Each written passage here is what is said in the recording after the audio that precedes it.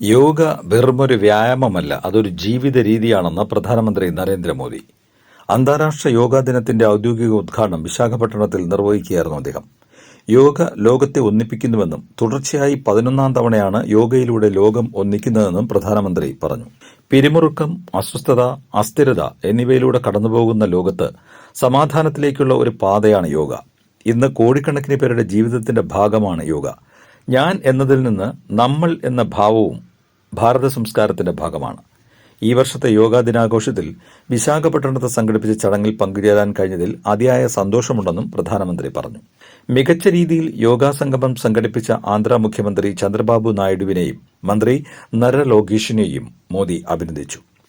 വിശാഖപട്ടണത്തെ Ramakrishna beach മുതൽ ഭോഗപുരം വരെയുള്ള 26 kilometre ദൂരത്തിൽ സംഘടിപ്പിച്ച മെഗാ പരിപാടിയിൽ ഏകദേശം 3 ലക്ഷത്തിലധികം ആളുകളാണ് പങ്കെടുത്തത്. 326 വിഭാഗങ്ങളിലായി ഏകദേശം 1000 പേർ വീതമടങ്ങുന്ന സംഘങ്ങളായാണ് മെഗാ യോഗ പ്രകടനം സംഘടിപ്പിച്ചത്. യോഗയിൽ പങ്കെടുക്കുന്നവരെ പരിപാടി നടക്കുന്ന സ്ഥലത്തേക്ക് കൊണ്ടുവരാൻ 3000-ലധികം ബസ്സുകൾ ഉൾപ്പെടെ വിന്യസിച്ച് വിപുലമായ ക്രമീകരണങ്ങളാണ് സംഘാടകർ ഒരുക്കിയിരുന്നത്. യോഗ ഭൂമിക്കും ആരോഗ്യത്തിനും എന്നതാണ് ഇത്തവണത്തെ യോഗാ ദിനത്തിന്റെ സന്ദേശം. ഇന്ത്യയുടെ ശുപാർശ പ്രകാരം 2015 മുതലാണ് ഐക്യരാഷ്ട്രസഭ അന്താരാഷ്ട്ര യോഗ ദിവസമായി ജൂൺ 21 പ്രഖ്യാപിച്ചത്.